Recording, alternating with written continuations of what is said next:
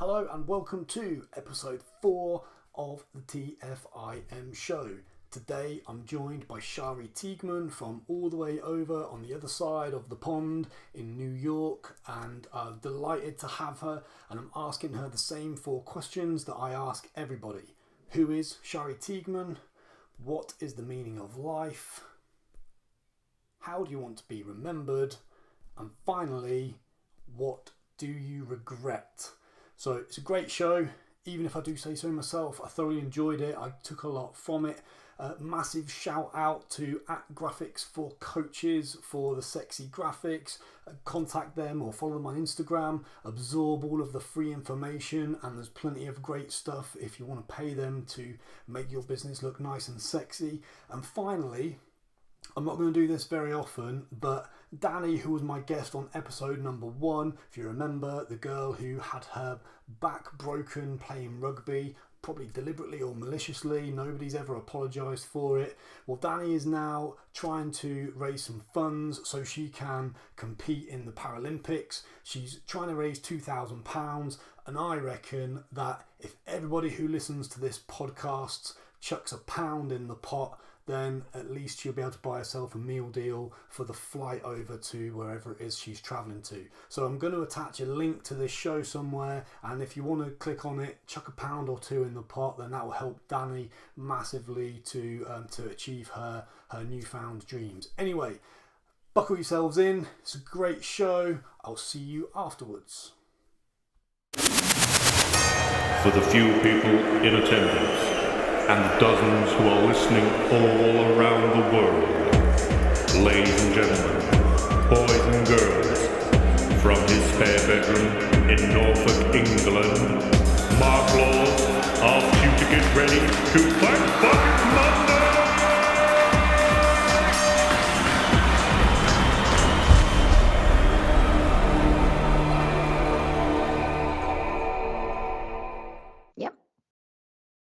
We are away. Shari, welcome to the TFIM show. Mark, thank you for having me. Are you excited? I am excited. I'm nervous. I am giddy. All good things. Cool. As long as they're all positive feelings, not negative ones. We'll find out by the end. I'm sure we will, if the end ever comes, because you do like to talk. I do love to talk. And when you told me this is like a long one, I'm like, you realize who you're saying this to? In the back of my head, I'm like, okay. Yeah, well, I just sort of, like, when I'm working all day, I always have the news on in the background. And it just always infuriates me when they'll talk to someone about, like, whether it's politics or sport or something that's newsworthy enough to be on TV. And then within 90 seconds, they're like, oh, sorry, I'm going to have to cut you short. We need to go to the next section. It just really annoys me. Well, you don't have to worry about that with me. Long-winded is fine. So let's go. No worries. Okay. So, and you are my first, you're my first foreigner, my first transatlantic guest, all the way from sunny New York. I'm honored. It's a pleasure to have you. And ironically, I've been drinking coffee and eating donuts all day while you've been drinking tea and eating soggy biscuits. And the morning began with absolute hilarity. I was howling of laughter in my bed. Yeah. So for those who are unaware, we were chatting this morning, and you politely said, "I can't wait to be on. There'd better be some soft biscuits." Well, what happened was I wasn't sure I knew how to use the software you're using, which is rare for me. So I asked if I needed to download something because I felt like a gran. And it started with gran. And you said, don't worry, you'll be fine. I'll hold your hand through this. And I said, well, there better be soft biscuits, innocently thinking gran with no teeth. Little did I know. So you weren't thinking of the public schoolboy English game of let's all wank on a biscuit and whoever comes last has to eat it. What frustrates me is that I don't like to be the one that doesn't know the joke in the room. So it was doubly funny because not only was that objectively funny, the fact that I walked into that unknowingly made it even funnier to me. Even better. And you joyously were very happy to educate me. Absolutely. Well, every day is a school day.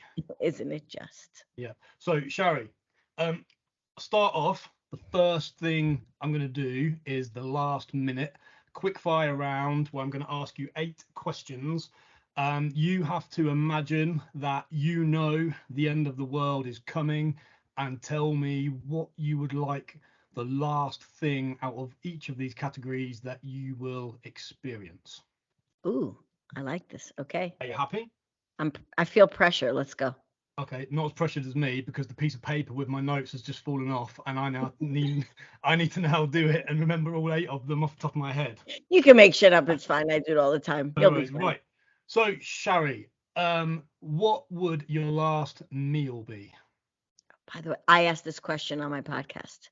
Do you? Big steak, mashed potatoes, and a salad. I know that's very lame. It's that or like a filthy street falafel. One of the two. I'm a Go foodie. for the dirty street falafel. Come on.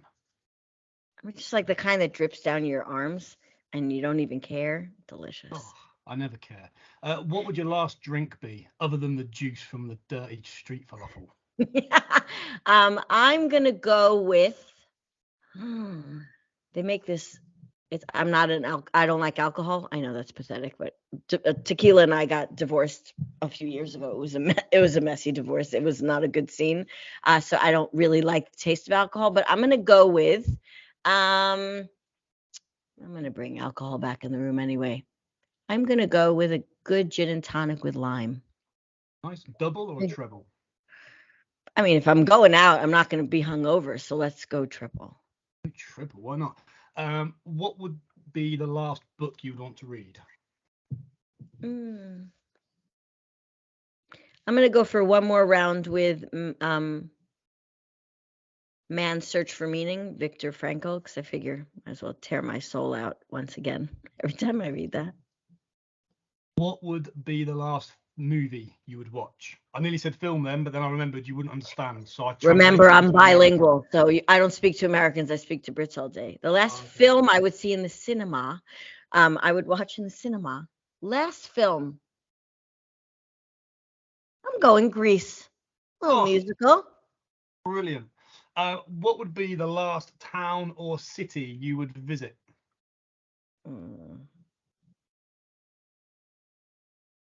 We've got a tie between London and Jerusalem. Can I go to 2 places? Quickly? You can do what you want. You have like a stopover. I usually do. You have like a 8-hour stopover at Heathrow. Perfect. Done. I like this plan. Done. Perfect. What would be the last band or musician that you would listen to? The Struts. Last hobby you would partake in? Cooking. God, it sounds so boring. Cooking your own steak and mash and dirty. Yeah, just very happy in the kitchen. Cool, happy days. And who would be the last iconic person that you would want to hear from? That's a great question, Mark. Last iconic person I'd like to hear from. Don't get used to it because I haven't got many more great questions. And don't get used to me being stumped for words because we know that doesn't happen often. I don't find people very iconic. Who do I find interesting? Don't embarrass me. Don't make me blush. Other than Mark Laws, obviously. I know who I want. Do you remember at Body Power a bunch of years ago? There was a man. There is a picture of this somewhere on my computer. There's a man who kind of looks like Andre the Giant, and he was in full gym regalia. He was one of the people competing. I have to find the picture for you. I know that he's a famous person because everyone was laughing when I took the picture of him. Whoever that guy is, because I came up to lower than his waist.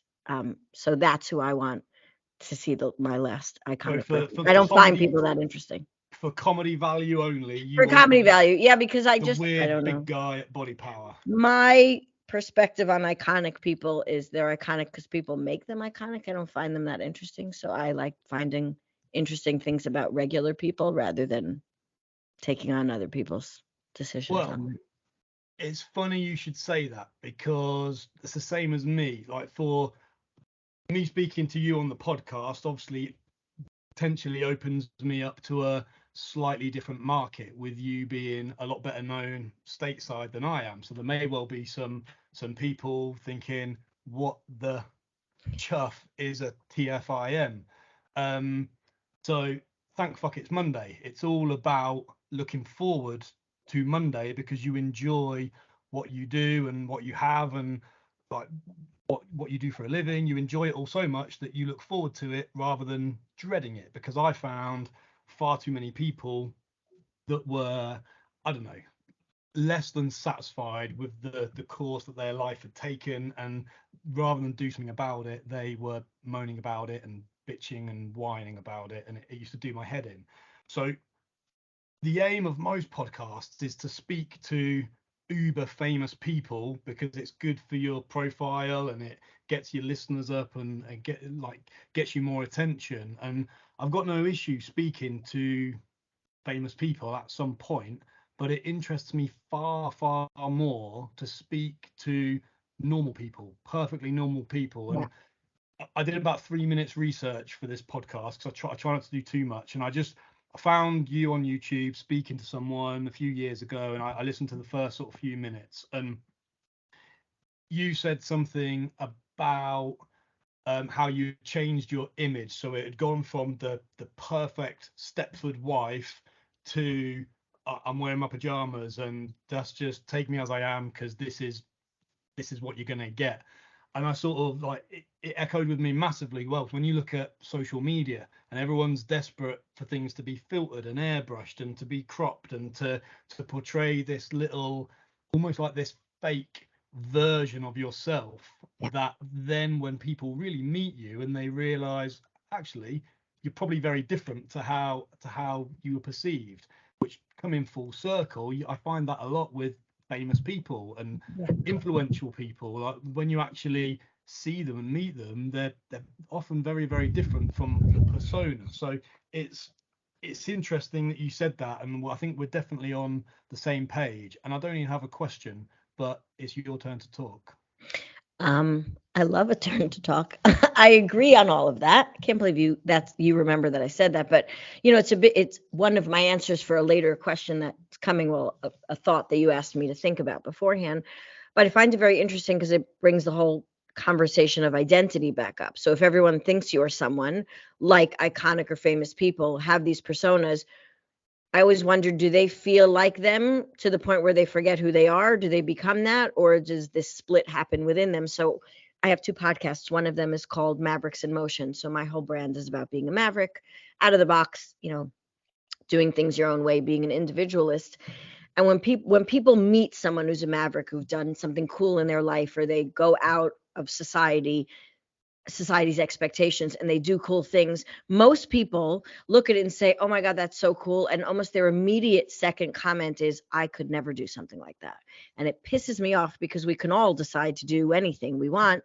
And the show started by me wanting to interview these people, not about the show reel of all the questions everyone else asks them, the famous people get asked. I ask them shit no one asks them, like what makes you scared, what pisses you off, what do you do when you don't want to do something. And it's every time I do an interview, and these people are high profile and get interviewed a lot, they almost all of them have said after the interview, that was the most interesting interview I've ever had, because I got to be myself, or I got to talk about things I never get to talk about. And it shows we put people on a pedestal and then we leave them there, and they have to figure out either how to get the hell off there and risk their fame, or fight their whole lives, whether through addiction or frustration or burnout, of how to remember who the hell they are, because that causes them to have to make a choice, where I don't understand that choice. You could be both, I think. Yeah, it's almost like it becomes too easy for people to play a character, or to play a caricature for their whole life of this is who people think Mark Laws is, or this is who people want Mark Laws to be, and I then have to try to keep up with that forever. It's so confusing, because then it feels like an identity, and it gives us a sense of belonging, and we know where we sit within our social crowd, our society, culture, religion. But was never yours to begin with. And then you're wearing shoes all the time that don't fit, and you wonder why you're uncomfortable in your own life, and why you feel misaligned with the way that you think, or you question things, especially with social media when there's so much bullshit on the front end. We all know it, and then we buy into it anyway. Like, I feel so my kids are, my eldest is turning 23 on Saturday. My other one is almost 21, which is insane since I'm only 27. Weird. I look at kids your girls' ages. My kids grew up with social media later. One is completely uninterested, and one is very laddish. Like, he does this thing and that's it. But like, I look at younger kids who this is their entire world. Like, you see a child in a stroller at a park and they've got their face in the phone, and I get it. I remember using, the television like that, but their whole world is going to be so set by what is so up close and feels within reach, which is not real, not theirs, and not sustainable. And yet their whole world is going to be framed like that. I'm like, I don't want to get old, but I don't want to be young either. No, and you can't help thinking that there might be a better way, especially when you look at if someone almost paints themselves into a corner and they get stuck in a box of, this is who I am and this is what I do and this is what people expect of me, and I can't stray outside of the box because that would be wrong. And then before you know it, 10 years have gone and they're full of regret and remorse for things that they wish they could have done but didn't. And is it too late? And then it probably, by the time they then end up in your lap, it becomes even harder to coach a 30, 40, 50 something. Oh yeah.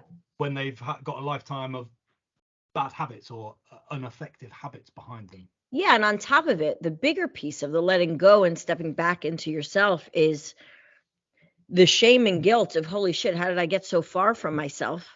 If I just put this down, does it negate those 10 years where I was being a person that I didn't want to be? Like, so many people hold on to what they don't want because it's mortifying to realize you did that and be like, shit, I can make a decision on a Tuesday at 10 just to not do this anymore. What does it mean about who I was all that time? So that's like a funhouse mirrors of like, if I put it down, were my relationships real? Were my achievements mine? Like, what will it mean about me? I should probably just continue playing the game because at least I then know where I am, which is horrible. Yeah. Okay. So for people who don't know, and we will talk about your work and what you do, we can sort of drip feed that in throughout the chat. But you work with people who are unfulfilled with their vocations in life, whether that's personal or professional. Would that be a fair way to sum it up? You sort of you get them from A to B if there's something different that they want to have or achieve. So I would say overall, yes. And what it's morphed into, I've been doing this 9.5 years. It started off as that, like strictly the life coaching thing. And it's really moved more into the performance side of optimizing who you are as a person. So I work mainly now with business owners who are already successful. And then we take a look at what does successful mean. I say that tongue in cheek because many of them have no idea who they are. They don't know why they do what they do. They can't get to the next level of their quote unquote achievement because the metric that they measure no longer is interesting to them. It's terrifying to get off of that runaway train. So it's not that I take anything away. We kind of rejig the puzzle pieces of redefining who they want to be ideally in their business. Who do they want to be in their lives? I don't believe in balance. So it's, juggling all of the roles and making sure that you're in all of them essentially. Cool. So that is the bit that you said there that you started with is the perfect segue into my first question. I have 4 questions. And the first question on the TFIM show is, who is Shari Teigman? I would love if someone else on another episode would answer that if that's the question, because I can ask the next person if you like. I would love that. You should do that. Stephen Bartlett, I think it's Stephen Bartlett, he'll ask a question of a interviewee that the previous interviewee set the question to, and I find that fascinating. I would like to know who comes before me before I'd go anywhere.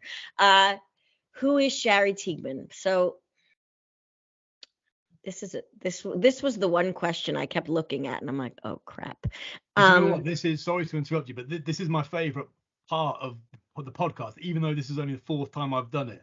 but just the look on people's faces where they've known about this question for weeks. They've probably thought about it and planned it for hours. And then when you ask it, every single person still sort of goes, well, who am I? I don't. It's such a difficult question to answer, and nobody asks it, or enough people don't ask it, and I don't think enough people actually think about it.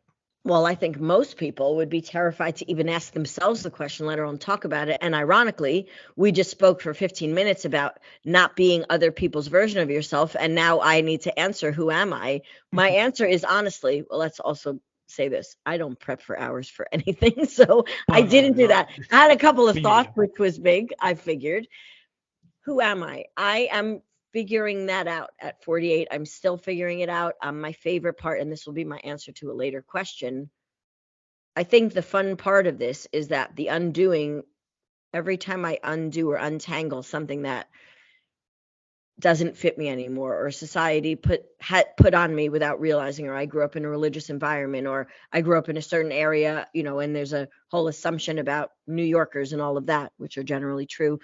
Every time I unlock one of those things, I feel more like myself. So the answer to who Shari Teigman is a bunch of multicolored things all mixed together. So I don't make a lot of sense. I am overly loving, and I don't like people. No one ever believes me when I say that, but I don't like people. I work with people all day long. I'm very blessed to be trusted by a lot of people, and I don't naturally like people. I am a jaded New Yorker.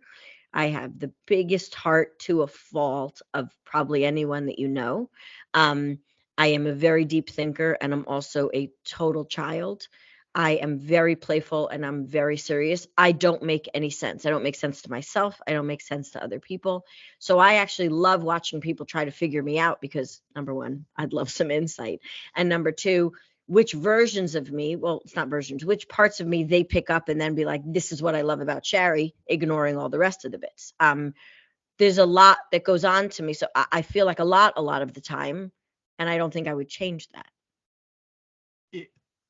Worryingly, that makes perfect sense to me.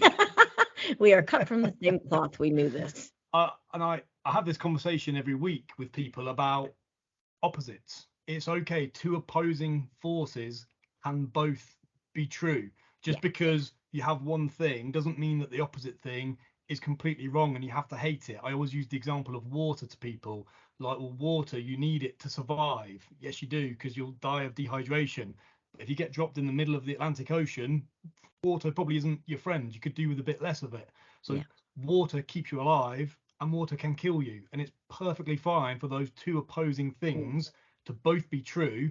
And you can be really serious and really childish. You can work really hard and prep for stuff till the cows are coming home, and you can just fucking rock up and wing it and trust your instincts, and everything in between is fine. Like, we sort of probably comes back to what you said earlier about people get themselves in these little boxes with these little boundaries of like, oh no, I'm in this box, this is what I think, therefore everything outside the box must be wrong, and the thoughts of madmen and women. Whereas actually it doesn't have to be that way at all, does it? I call this the glorious end. And I think this has been the biggest learning that I've had over the past 15 years of my own personal development, and then almost 9 in doing this with other people, is when we get comfortable kind of sitting on the fence of being okay with being all of it. That's, I feel like, when the fun stuff happens, because you aren't constantly making decisions based off of what you think you're supposed to do, and you go in the moment. People will say, people will come to me as a performance mentor all the time. What are your morning rituals? What are your habits? I'm like, I don't know. Which day would you like to know? Which hour? Just changes, and I don't feel bad about that. I feel free by that.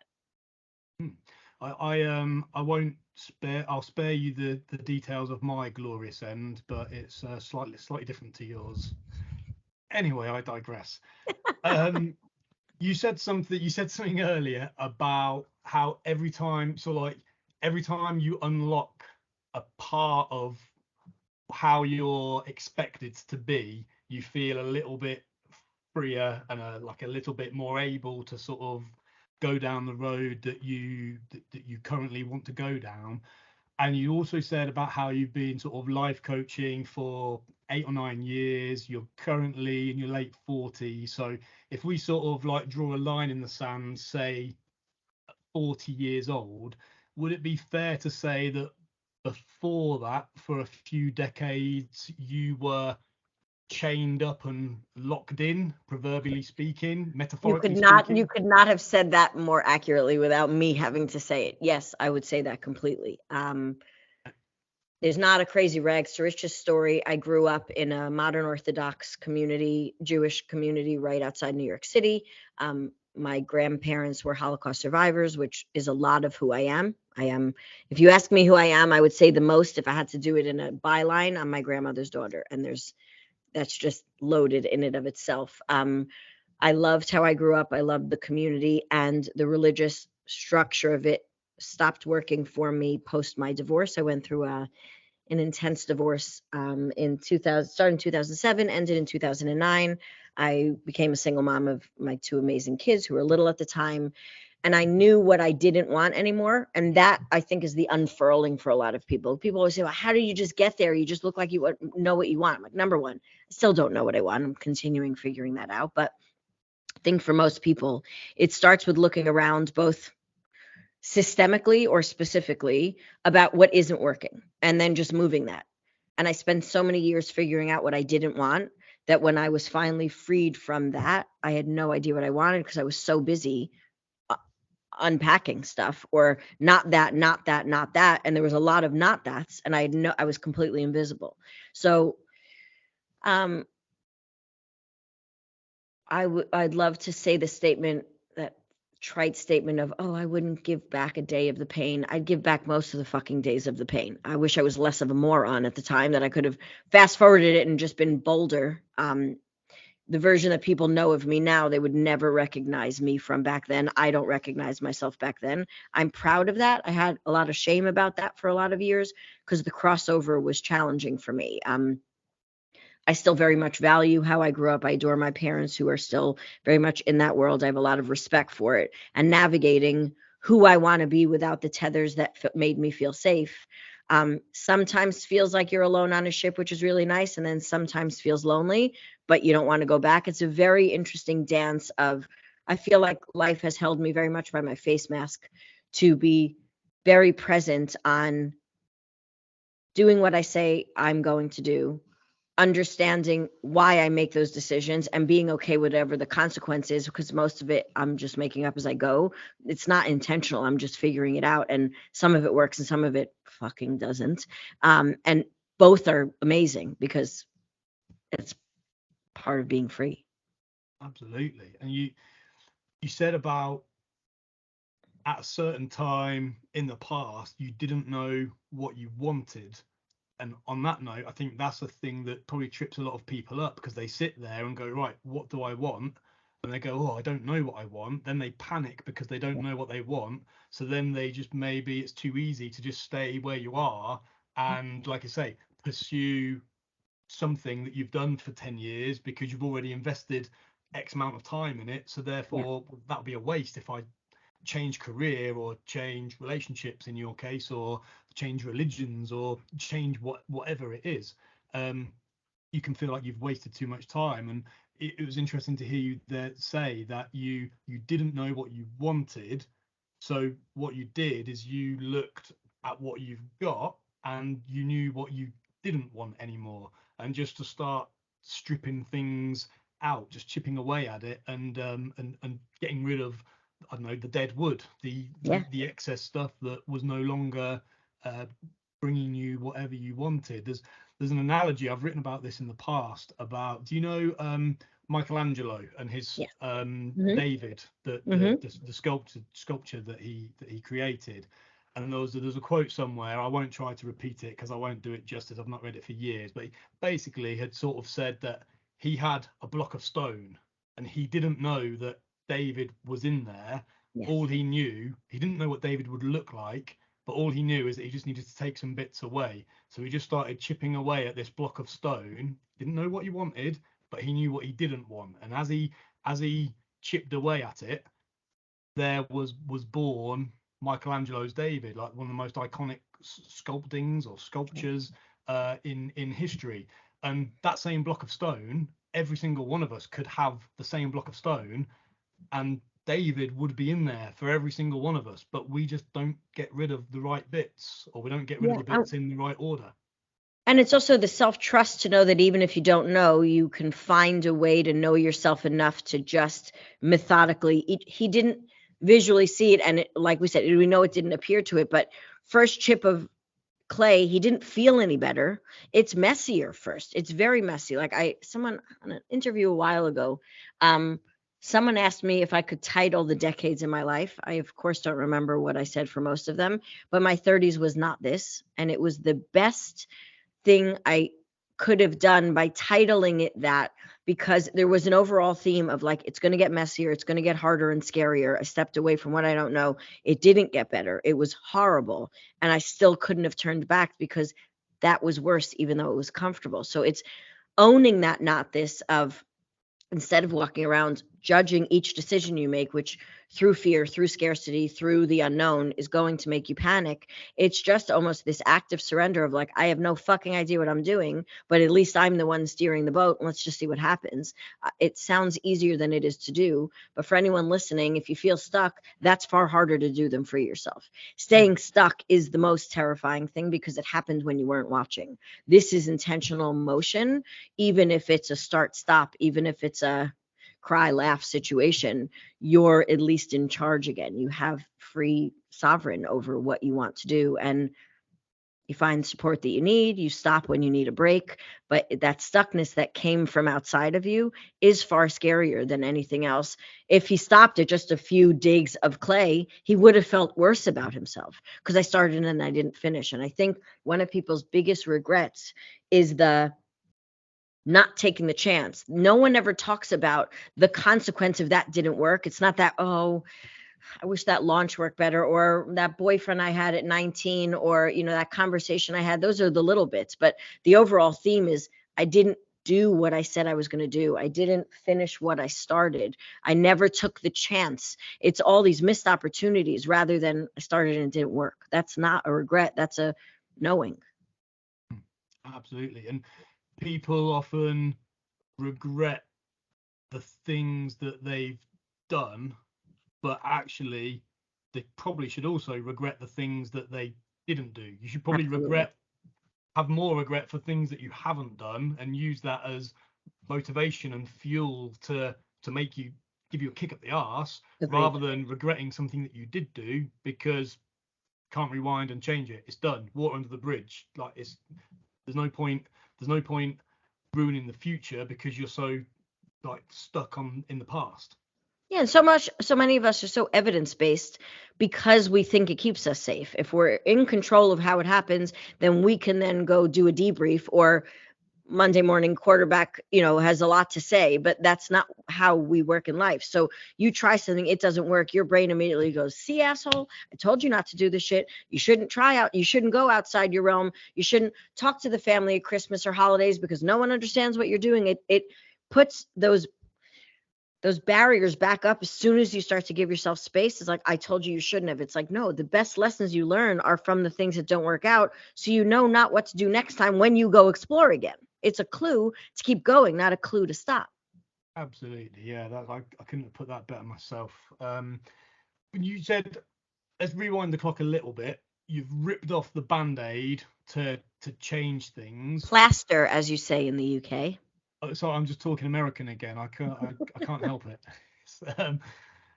So you've ripped off the plaster.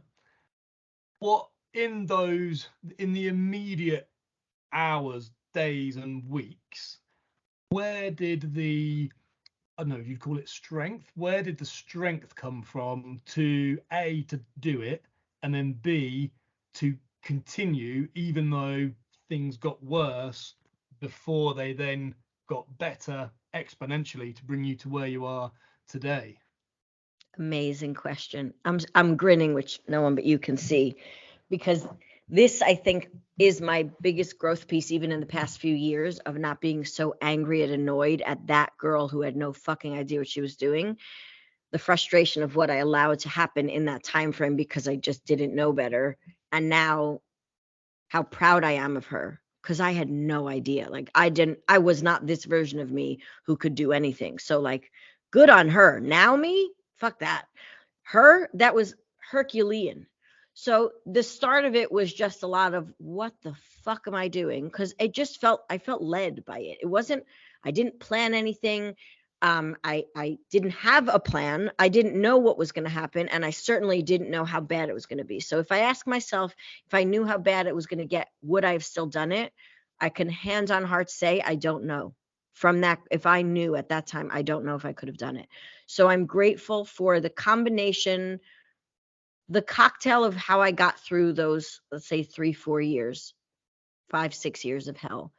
It was a cocktail of naivete, scrappiness, and grit, I would say. And those are really uncomfortable. Was everything done through self-help, or did you have any external people, friends, mentors, therapists? So what you may not know this about me is I am the most independent, stubborn human being in the world. I drove myself to the hospital in labor. I've driven myself to the hospital with a broken foot, my right foot, which I drive with. I will bite my nose off to spite my face even now, even though I know better. I loathe support. I loathe help. I'm getting better. There's just something, probably because of that stage of life. I've always been like that, but that really locked it in. I would say, yes, I had support. Did I listen? No, but at least I knew they were there.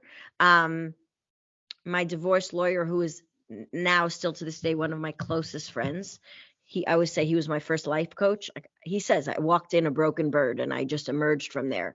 I could laser in. I didn't trust anyone or anything. So I didn't want support because the people who loved me had never been through anything like this. So their advice was not helpful. It was very loving, but it made it worse. Like, you just go do this and that. Like, you have no idea what I'm up against. The people who had been through what I had been through didn't have my specific experience, and I didn't want to pick up their shit. I had enough of my own shit. And new people were the safest for me because they didn't know anything about me. And it was just, I could just reinvent myself. So I lied. Naivete, tequila, grit, and whatever else the fourth one was said. There was a very wild phase, which I loved every second of. I don't remember a lot of it. There was this defiance in me, like that I just wanted to do things without being watched. I wanted to just be free in a way I never had been. And so I wanted to taste and touch and feel and try everything in the world. I was like a child with sensory issues who was just like let off the little leash in the special playground and just running roughshoot all over the place. People would say, "Oh, do you regret it?" I'm like, I don't regret a minute of it. God was watching over me. I didn't die. That was awesome. Thanks God. I just wanted to feel things, and I felt absolutely nothing. So when the support was there, I didn't believe in self-help. Like, if that version of me met this version of me, I would never sit in a room with myself. I would have eaten this version of me alive. I was fiery as all fuck. I'm still fiery, but it's just it's used for good now. I had gone to a psychiatrist at the time. Once the adrenaline of survival ran off and I was okay, and the kids were safe and we were in our own home and all that, that's when I fell, and a very big depression came, and there were a lot of low days. And I remember, it's so trite, but I remember I dropped the kids off at school. I somehow made it back home. Couldn't even make it to my bed. Laying on the floor, dark room. I just yelled. I said, "God, universe, whoever the hell is up there, if you help me get up from this place, I promise you I will never let anyone feel this alone or unseen or unheard again." Of course, that's when everything started changing, and I ended up starting to find this stuff. But I didn't know self-help all the self-help stuff existed at that time.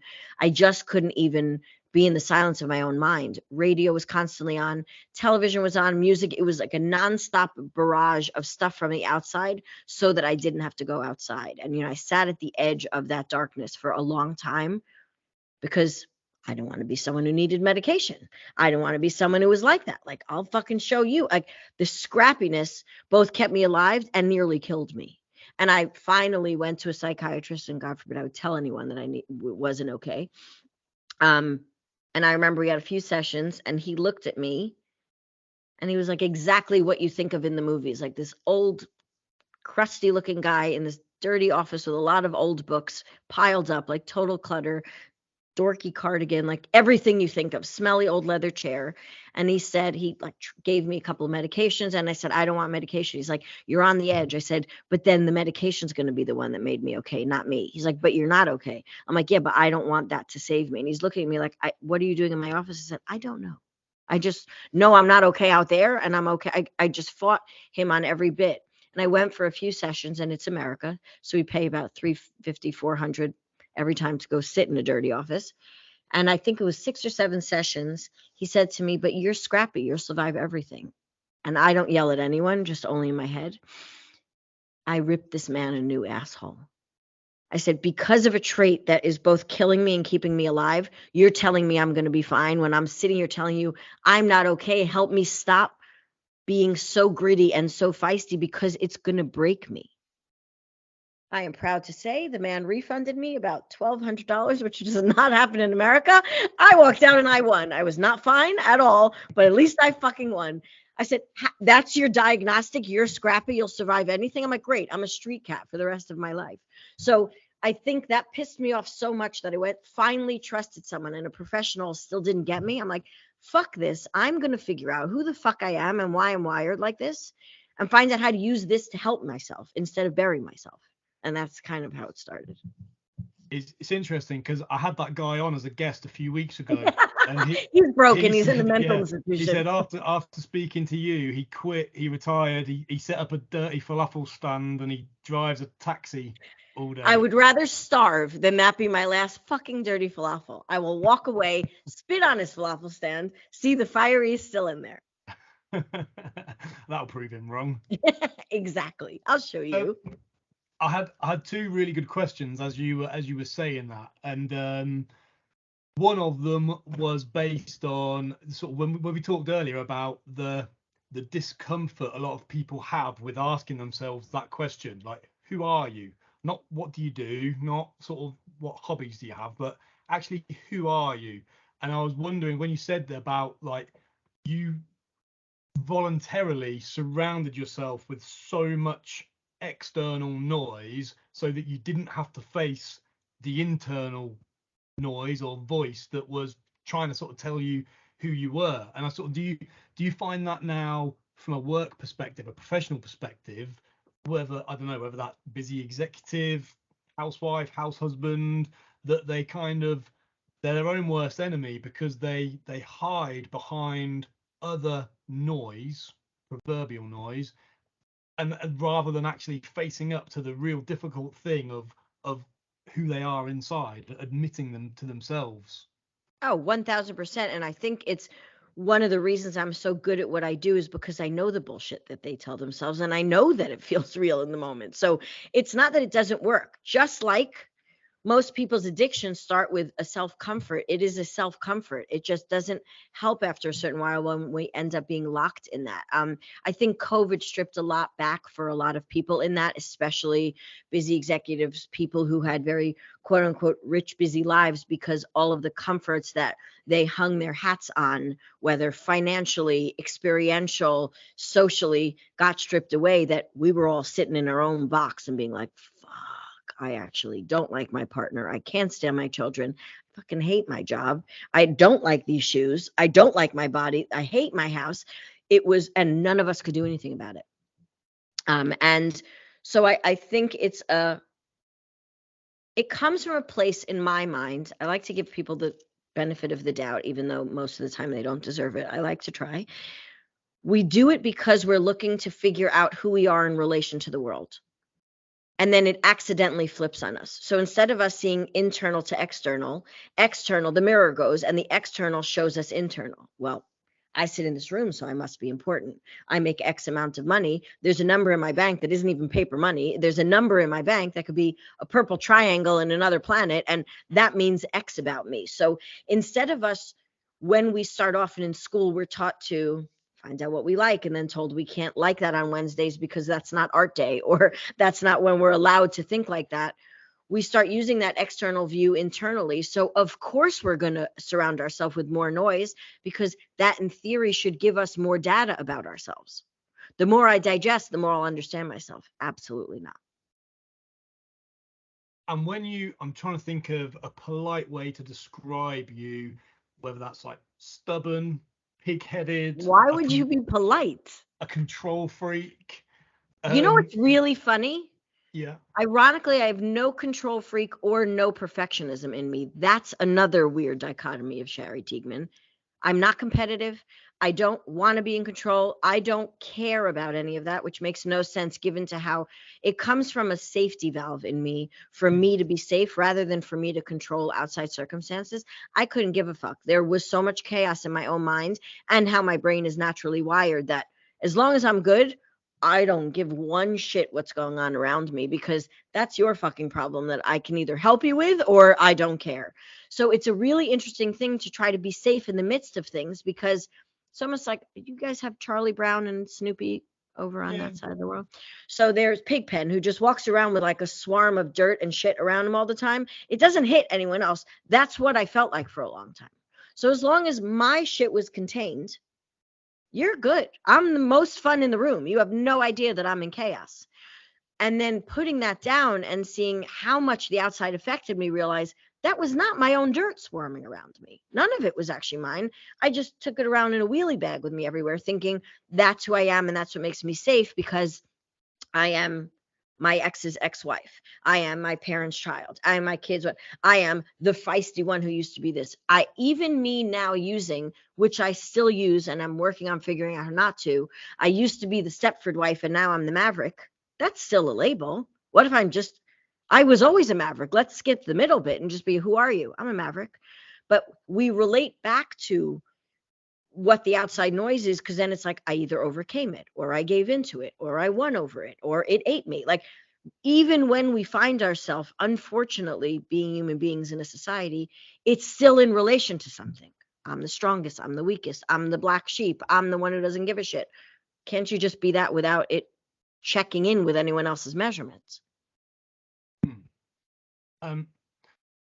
So you're very let's say controlling about your own shit. So driving yourself to hospital in labor with a broken foot, nobody else refusing for so long, wanting to let anybody actually help you because you're going to sort your own shit out your own way.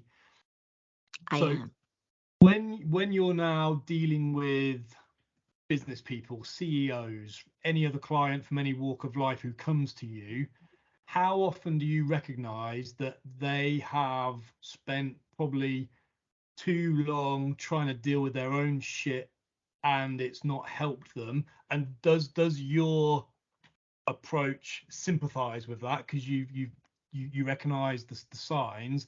And then how much of a conflict do you find in trying to provide them with the help that some of them might not actually want, but that they need? And I suppose that ties in with the thing we talked about, opposites. You can be ridiculously controlling in one area, but exceptionally giving and generous in another. I think that it makes it easier for me to help them because I know what they believe about the process. So if they go to someone who is not like me, which most people are not like me and don't have to do this dance with themselves, then someone will hand them a lovely blueprint of like, well, that's silly, Mark. You don't have to do that anymore. Let's go into the deep reasons why you do that. Like, fuck that. I know that you're going to do this. I don't plan on changing your personality. So I don't mean it in a manipulative way, but I just meet them where they are. I do the opposite of what every trained therapist will tell you was trained to do, which is stay at interface and don't share your story. There's not a client I don't say, trust me, I'm my most stubborn client, so you don't scare me. Your shit doesn't scare me. Your ballsiness doesn't scare me. And mostly men. Like, a lot of my clients will call me Wendy from Billions, minus the peeing on people and whipping people. Wendy at work, not Wendy at night. Let's just get that clear, audience.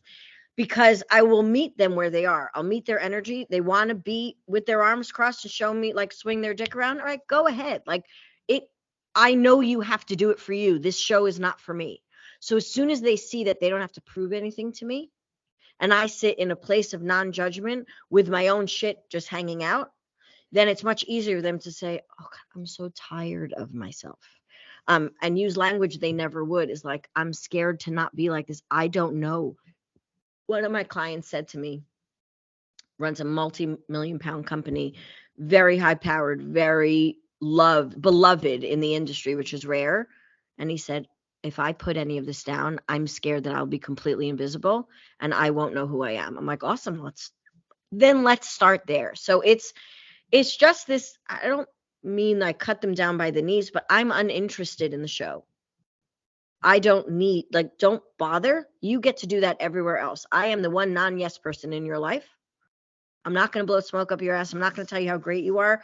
I already know that, and so do you. Let's work on all the stuff that stops you so you can be greater and feel better in that greatness or achievement, because you're running for achievement only because you feel nothing, not because more money will make a difference. So I'd rather address that and then let the rest of it grow without it being tethered to things.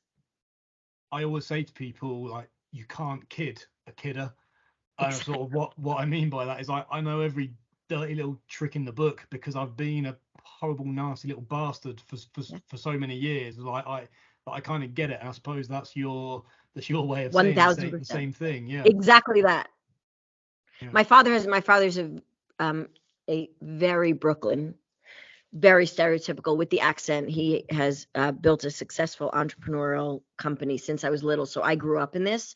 And my dad will say, you can't kid a kidder. And he'll lean in and say with his accent, do you think you're playing with the kids in the park? Like, I've done every trick. Like, you are not going to impress me with the song and dance. So like, put it down and let's have a real conversation. And that makes people terrified. And it also makes people stay with me forever, because it's like, oh my God, thank you. Yeah. Shit, I'm scared of her, and thank you. Yeah, not only does she get it, but for $350 she pisses on people. Exactly. That's not true, people. That is not true, people. It's $500. I'm just kidding. And it's tax deductible, so make sure you get the receipt. Hey, creative accountants, that's what they're made for. All right, I tell you what also scares the shit out of people. Question 2 on the TFIM show, which is, how do you want to be remembered? This one doesn't scare the shit out of me. I think because I reinvented myself, starting with the end in mind. At the end of my life, who do I want to be? And that's how I've recreated myself. Perfect. Well, you're the odd one out, because you know how happy that makes me to hear, by the way. Yeah, you can't kid a kidder, because I've done the same. And the whole purpose of this show and these questions is for the people who haven't yet ever thought of doing that to reframe things and go, fuck, I need to work from the back and work my way forward, rather than starting here and trying to work my way out. So attached to this question is a piece of homework that I ask each guest to produce, which is 70 characters of text that they would put on their headstone.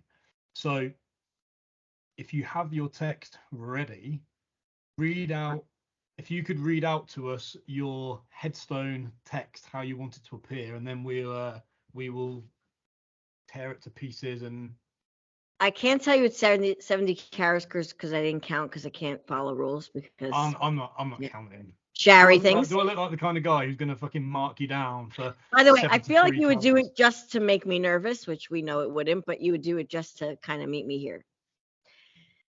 Possibility believer, sparklighter, maverick, mama, and cheerleader. That's just nice. So let's go from the top one. The first one was what? Possibility maker? Believer. Believer. Right.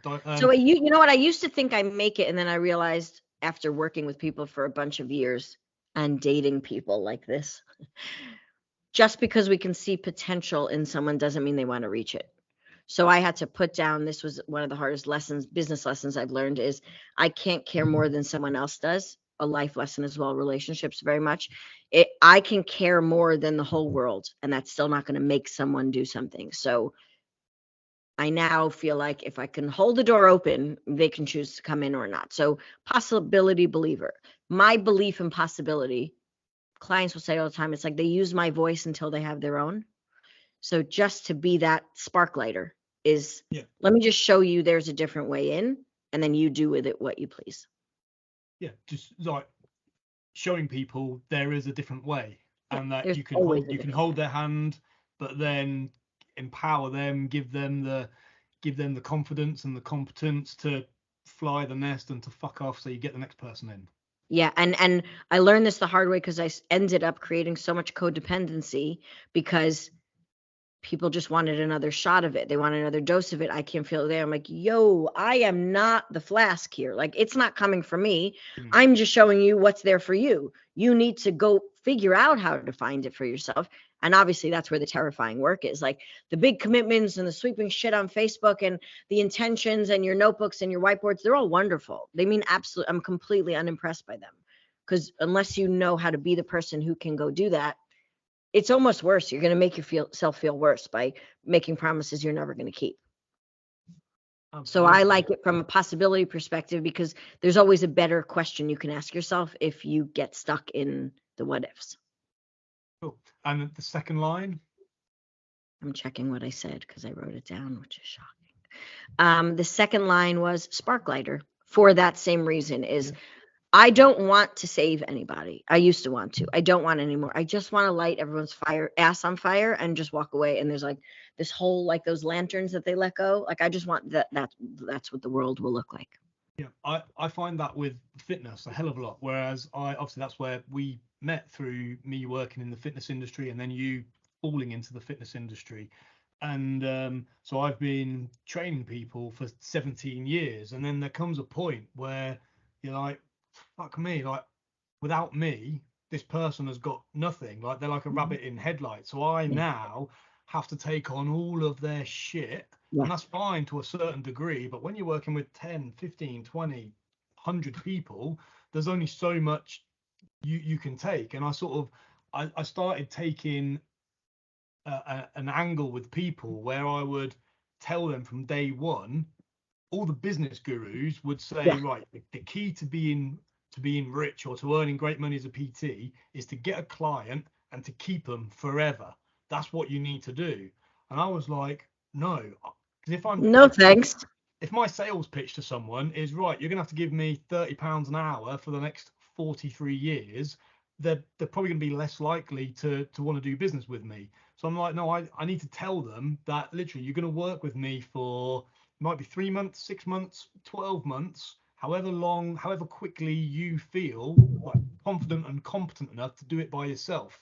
So if they're, I don't know, if they're on the fence, they're not sure, like I'm having to persuade them to give me some money, I've already given them like an out. I've already told them that, look, this isn't going to be forever. It's short term. Well, you also, if you know they're going to be like that, then you know exactly what they're going to be like 3 months in for themselves, because it's a readiness thing. It's not because people don't have enough information. And that's what frustrates me about the fitness world, about the entrepreneurial space, personal development.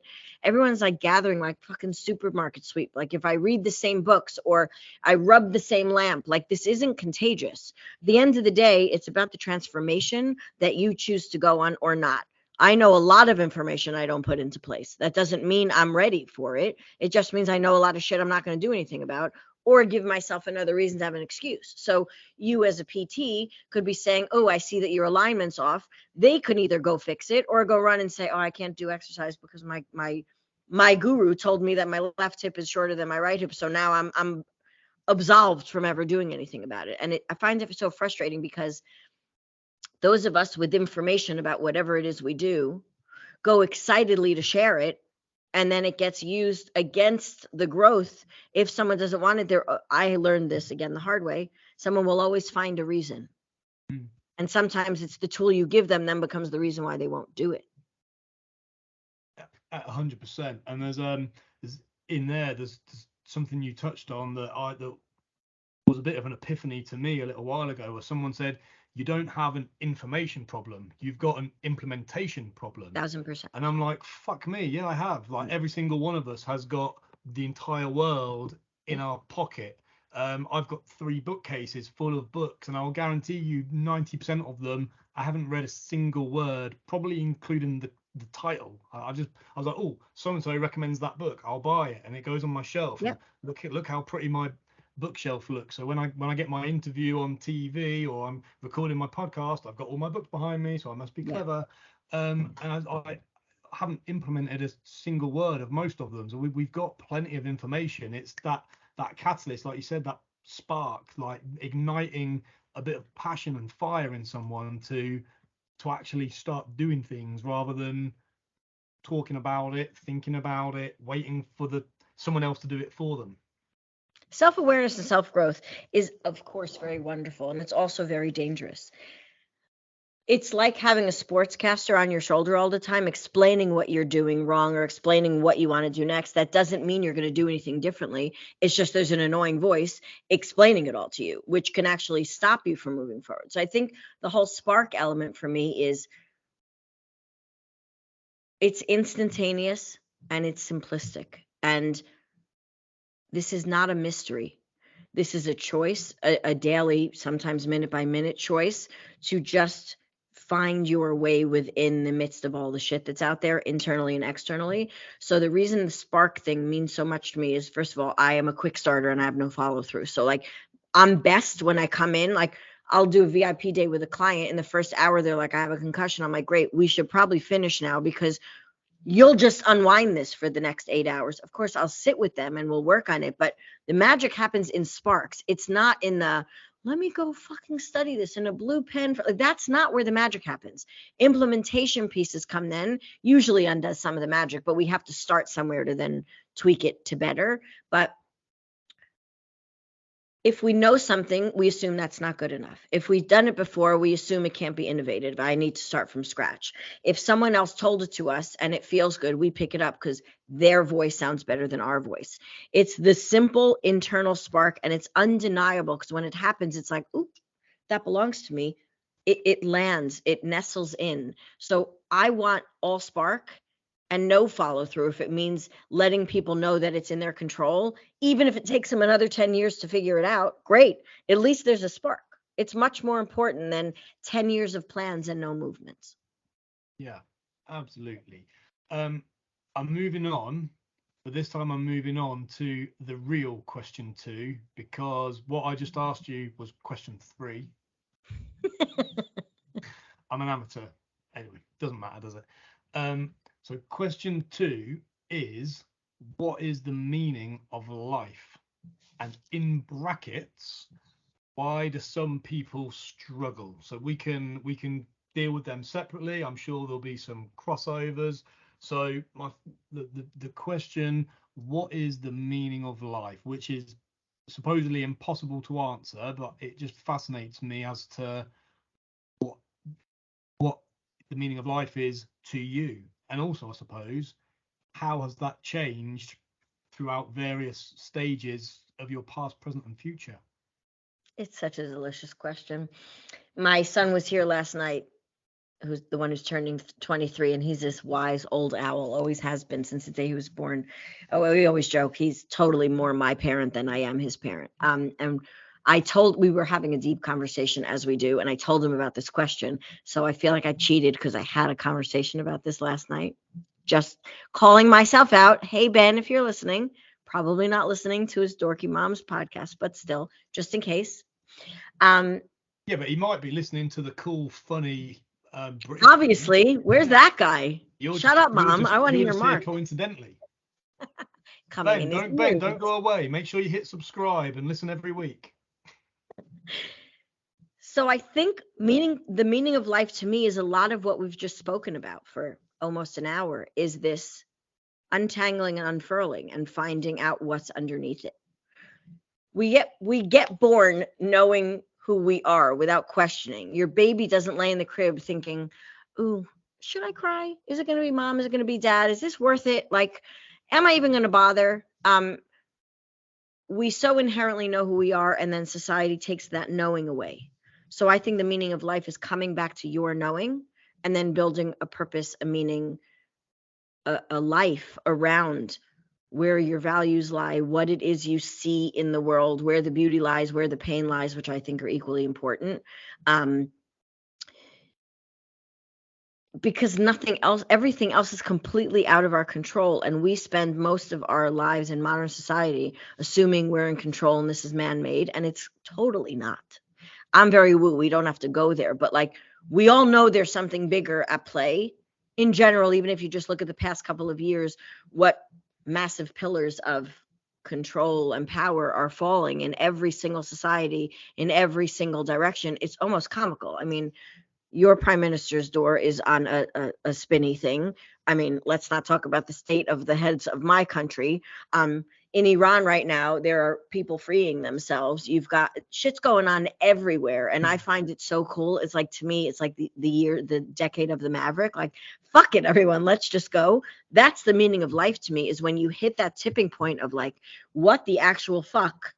I'm going to do this my way. That doesn't mean you need to rebel. Doesn't mean you need to hurt anyone. It's just actual feeling, actual engagement in life, actual purpose, actual giving a shit about yourself, other people, things that matter, and stripping away anything else that does not align with that, no matter who told it to you, no matter how long you've been wearing it, no matter what it will mean, how scary that may be. That, to me, is what this ride is about. I read a quote yesterday. I wish I would have paid attention, but I don't. Who said it? The was someone smart too. The definition of hell is getting up to heaven and having the person you became meet the person you were meant to be. And I'm like, oh, Yeah. ouch. It's the show that I recorded last week, episode number 3. The girl Sophie pretty much said the exact same thing, and she talked about how if on the day she died she got to meet like the person who she could have been, she would have been like mortified if she had sort of, I don't know, she'd left something in the tank. If she hadn't, she'd have like been caged a bit too much for too long, and she like, oh fuck, I could have done all of those things and I didn't. And she then framed that in a way that that's her motivation to do things, to change things, to try things, to fuck things Squeeze up. all the juice out. Exactly that. Yeah, exactly that. It's funny. I want to just add a caveat on here. This is the fine line of the stuff that frustrates me, because I don't want someone to listen to us and be like, oh shit, I've got to, every day needs to be meaningful. Like, fuck that. That's not true. If wandering around a garden center or like sitting with a pot noodle watching shit TV is something that nourishes your soul, that's just as important as the big moves and the big things and the things you want to change about the world. It's about that internal joy. I don't want people to think now I've got to, on top of everything else, find my purpose. Like, your purpose is your self-satisfaction inside. There's a Jewish parable that I always love, and I'm probably going to screw up which rabbi it was, but you won't know the difference. So just go with me here. So they say there's this I think his name was Rav Zusha. So he went up to heaven and he stood in front of God, and he was so ashamed of like who he was and what he didn't accomplish. And he said to God, I'm sorry I wasn't Rabbi Akiva. I'm sorry I wasn't Reb Michael. I'm sorry I didn't do this. And he said, I didn't become who I wanted to be. And God looked at him. He said, I didn't ask you to be anything but the best version of Zusha. So I don't know what all that was about that you lived your life, but all I asked you to was to be the best that, not anyone else. Yeah, and it's just, we forget that. Again, it's that internal, external thing. It's like, what is the metric we're measuring? Whose measuring stick is that? Do you even know where's yours is? Fucking find that before you race towards a wall. Like sort of like the trying to live the American dream. Like, well, what the fuck is that? Just because someone. No idea. That's why I live my life in England most of the time.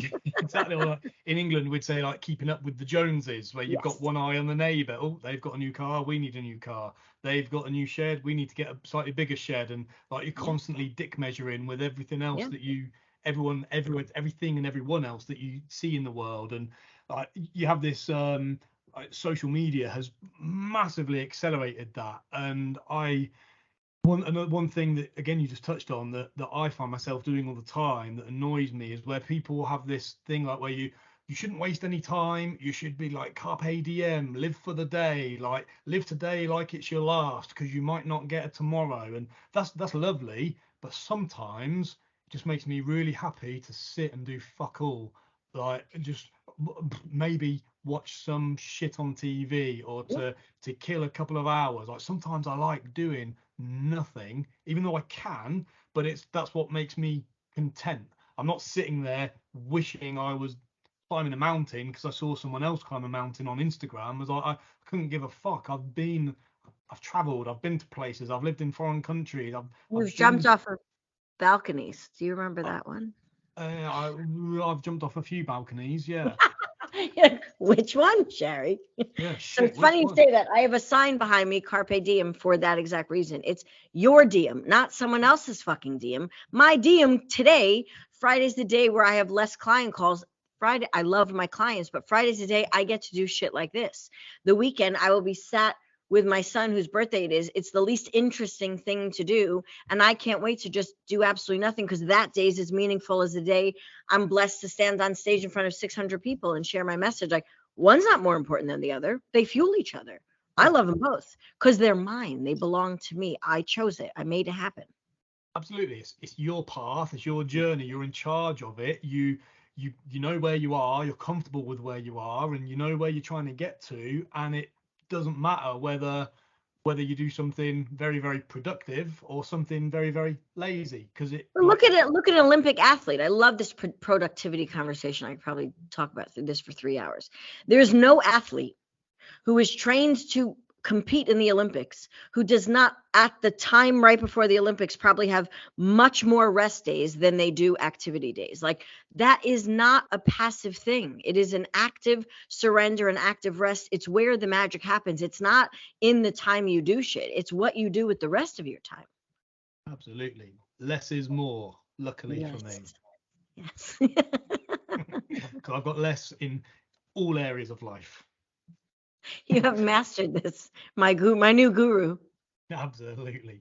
So the bracketed question, why do some people struggle? Is it as simple as they struggle because they don't have that vision that we've just talked on? I mean, whether that's someone jumping in front of a train, or they're harming themselves in some way, whether it's hiding with like addictions and like alcohol, drugs, whatever it is. Like, why do some people struggle in life?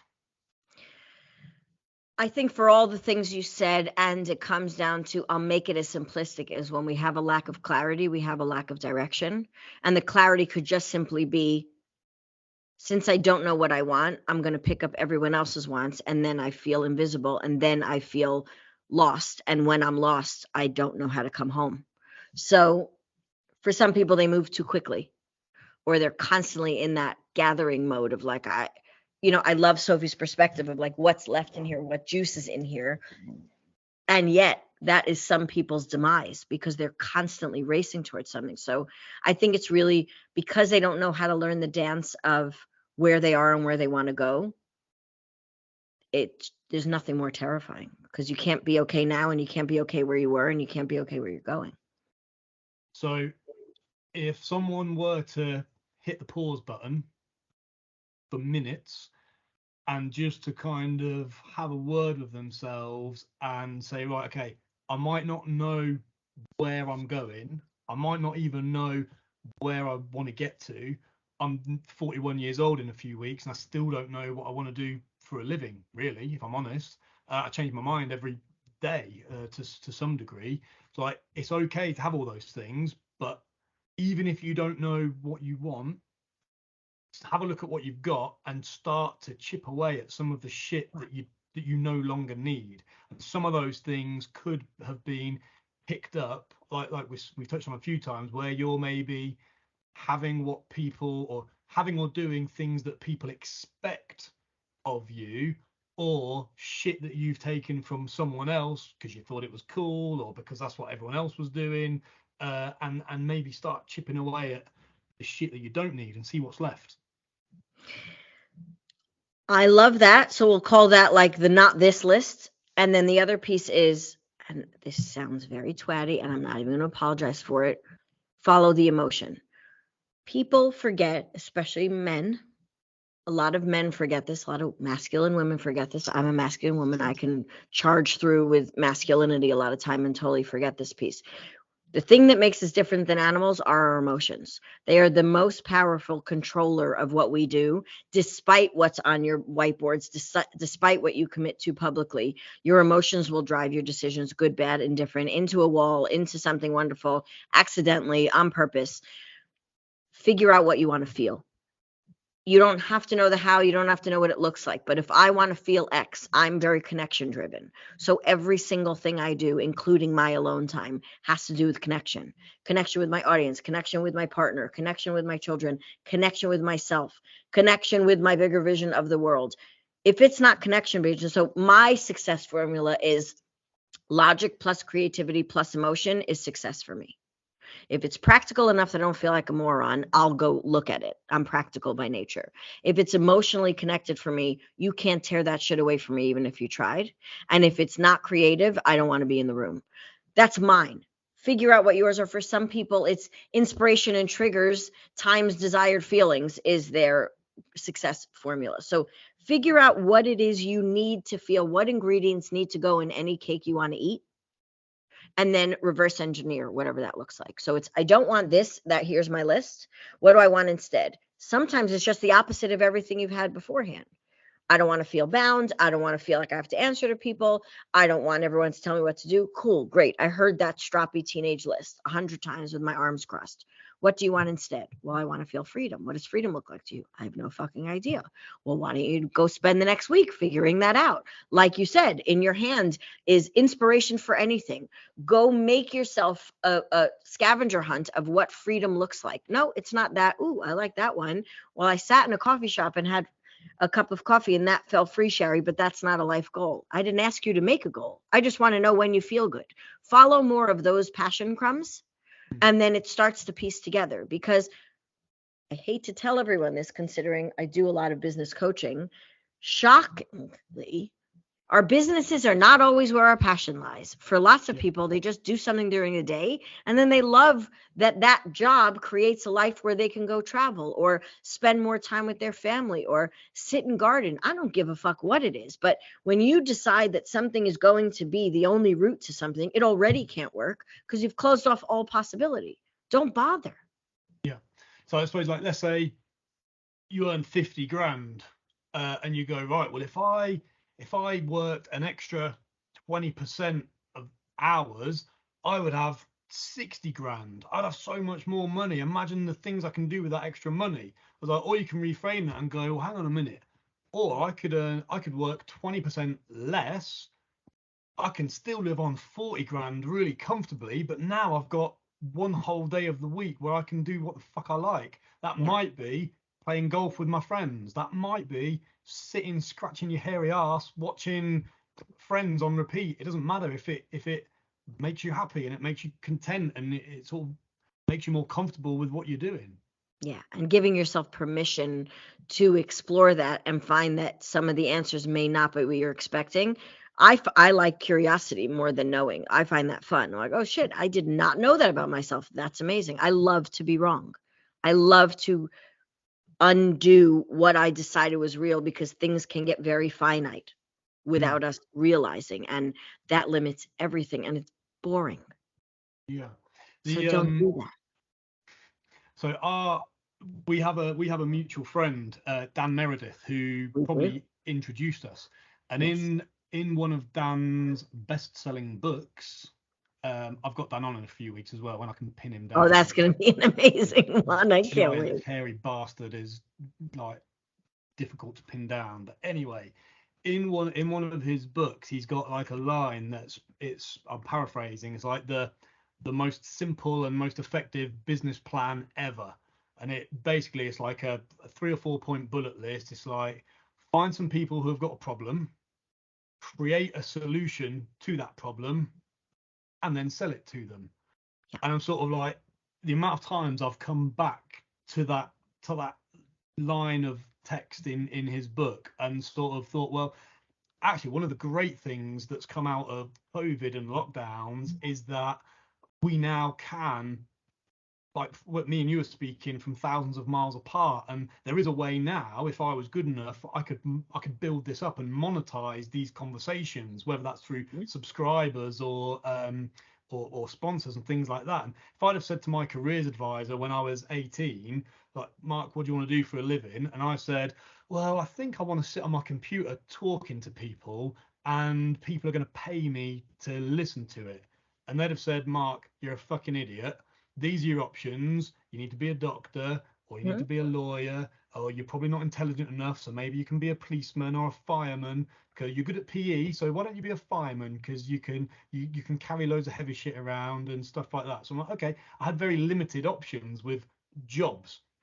But now, actually, if you're a bit tech savvy and you've got something that's good enough that people actually want, you can make a living from just chatting fucking nonsense on the internet. So also, some of the most successful people are the ones who were the ones throwing spitballs in the back of the classroom. I'm not saying that academics is not wonderful if that's your jam, but I've got 2 kids. One is taking a break from uni and one is in uni, and I'm looking at my kids growing up in this regular system, and I'm looking at them being like, quickly finish in here and then you can figure out what you want. Like, what you do has nothing to do with what you're learning. Like the stress of choosing something to do, and it looks like this, and then you got to work like that. That is so long over. Even many of the big companies are not even hiring like that. They want life experience. They want to know what you have inside, not what you know how to spit back. And it's so frustrating because Dan, he'll probably say this, but Dan calls himself, he used to, like the Homer Simpson of business coaching. Like just this, it's just more simple. And in what we're talking about, whether it's life or business, in the overcomplication of it all is when we lose ourselves. So when we were little, did you ever have like those swizzly straws that like said your name? They never fucking had my name. I'm not as old as you. I am old and American. Yeah. I'm joking. Well, I know exactly what you mean. I'm joking. I just wanted to get in ancient times. So you go to like some annoying, expensive amusement park, and your parents have to buy you a 40-pound straw that has your name in, and then you sit and you drink your chocolate milk and you watch it go all the way through. Like sometimes just fucking pick the glass up and drink the water. Like it doesn't have to be this, I created a 16-point rhyming formula. Fuck off. Yeah. I'm not interested. I just want to feel good every day. Where's that formula? I have to find it. I have to make it. I make it up every day. Absolutely. So I was sort of like, as you were talking, I was thinking, I've got Dan's business plan. It's there ingrained in the back of my head. I'm thinking like, fuck me, that fits as a life plan. Because if you kind of, if someone went through and just asked themselves these 4 questions that I ask in the show, like, who are you? Well, I've never thought about that, but actually, if I really think about it, this is who I am. Yeah. And what's my question? What's the meaning of life? I go, well, actually, this is what I think the meaning of life is to me, for my reasons, nobody else's. And then what was the other question? I'm testing you. Meaning of life. Why do people struggle with it? There you go. So what's the meaning of life and why do people struggle? So you can answer that for yourself. I'll come on to my next question, or how do you want to be remembered? This is how I want to be remembered. So now you can start from the end. You go, right, it is simply as Dan's business plan, turn it into a life plan, go, right, well, how do you want to be remembered? This is how I want to be remembered. Right, who are you? What do you stand for? What is the meaning of life to you? Well, these are the things I've got. Right, well, that's your start point. That's your end point. Now, just fucking figure out a way to plod from A to B. And it doesn't have to be in these perfect societal boxes that everyone thinks it has to be. You can just fucking meander and just get there anyhow possible. Does that sort of make sense? Yeah, it makes total sense. And look, I mean, just to take that a step further, people think life and business are so separate, and they're not. We're always in sales mode. We market ourselves every day. Like we're so used to living a life, which is why people struggle sometimes with business growth, is because they don't know who they are, but they don't know who they are in their life. Then it's not a new set of skills. So it's, you have a partner and 2 beautiful children. You sold her something to believe that awesome balcony jumping off guy, either that or she's a masochistic saint. hat tip to your wife. We sell ourselves to people, and this goes back to our initial conversation of who are we being, who do people assume we are. The closer they get, the more they're going to know the truth, regardless of what we put on the tin. So it's, what do you do with that information? What do you want to allow in your life? What do you want to build around you? And just go with that. It doesn't have to change. It doesn't have to be simple. It's just become something that is the guiding light rather than the thing we avoid. Well, this is my weakness, so let me build something around it. No, bring the weakness in the room, figure out how to use it better. Absolutely. Question 4. It's the last question. What do you regret? I'd say the overall theme on the lifelong bunch of regret pile is the not trusting myself to listen to my gut and doing what I thought was going to make everything okay for everyone else, and made me lose myself so many times. It incenses me that I allowed that for so long, because in the end, we end up hurting people more because we hurt ourselves. Like, I wish I could have fast forwarded a lot of the big decisions, because I kept myself and other people and experiences in situations longer because I just couldn't be brave enough to speak up. I hate that. In a sort of sliding doors type moment, what if you had have done that sooner? What if you had have acted sooner? Yes.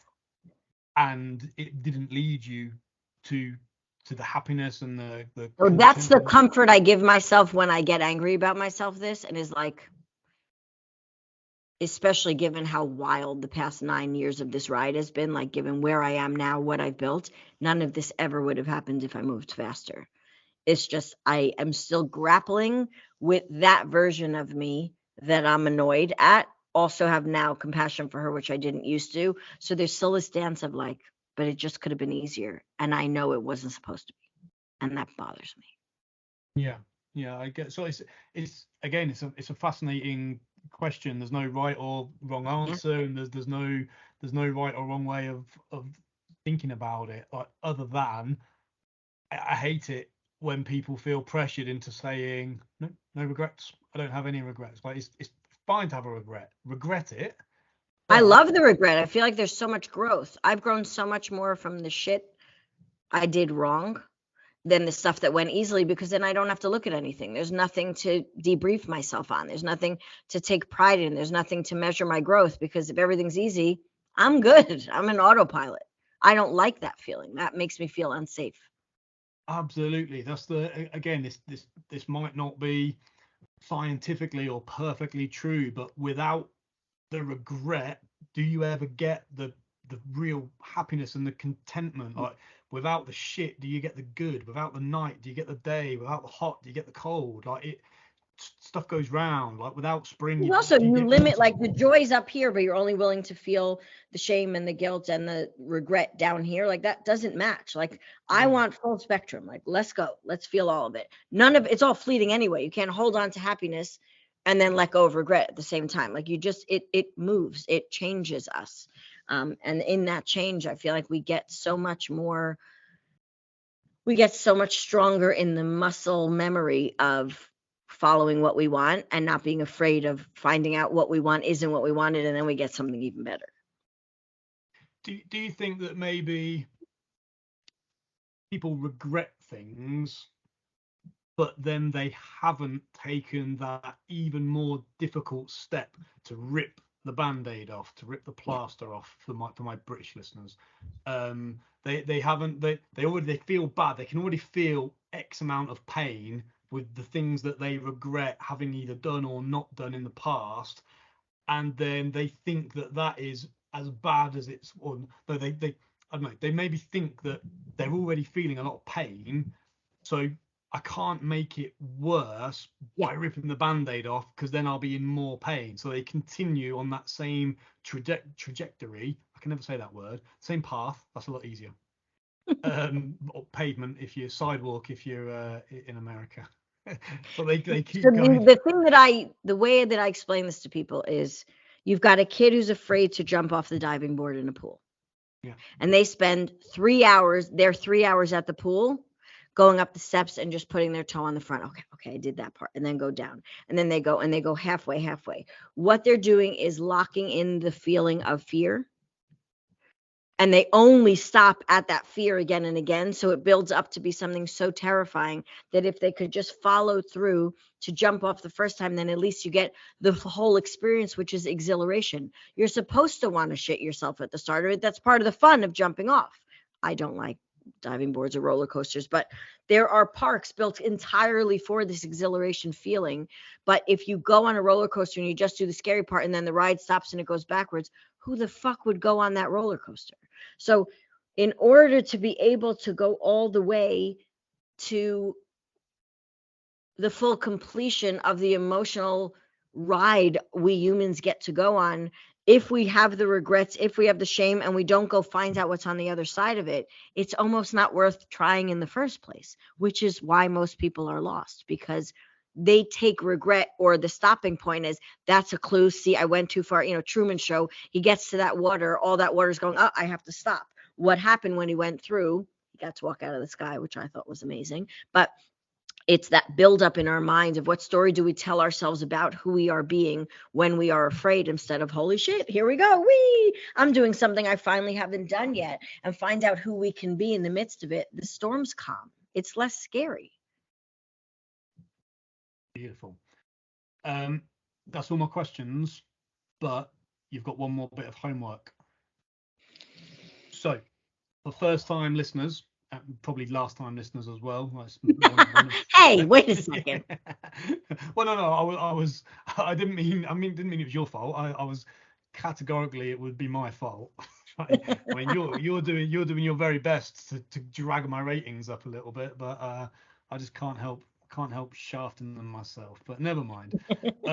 So the other bit of homework that I ask every guest to do is to write a letter that I'm then going to ask them to read out loud, because it's boring when you in testing people read it out in their head and it wasn't very entertaining. So you have to read it. Are you finished yet? How'd it go? Would I have liked it? What was it about? Yeah, so write a letter, read it out, and the rules are that you can write the letter to anyone, dead or alive, including yourself. And the letter can be in the past, in the present, or in the future. So it's pretty vague. The reason I do it is, I've listened to thousands of podcasts. I walk the dog twice a day for 45 to 60 minutes at a time, and I always listen to something. I've done that for 7-8 years. So I literally have listened to thousands of podcasts, and I've never heard anybody do it. That's not to say that there aren't people that do it. I'm sure there are, but I haven't found them. So it's something I've never heard done before, and it's also the first time I spoke to someone about this, and they said it's a brilliant idea, but nobody's going to bother doing it. So that made me even more determined. I locked it in.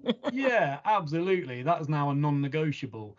Because partly, if people can't be asked to do it, it doesn't have to be an essay. You can just write a few sentences, but I just think and I hope that as this progresses and I build up dozens, if not hundreds of episodes, I just think there's a huge amount of power and value in there for people to hear other people sharing sort of, I don't know, like intimate and personal thoughts, whether they're speaking to a dead relative saying about something they wish they had said to them when they were alive, or whether they're talking to themselves in the future or the past, letting them know what's going on now. It's sort of, it just, again, it interests me, it fascinates me. I'd never heard it done before. I guarantee someone way more popular and famous than me will steal it, but we'll remember you started it. I will back you up on this.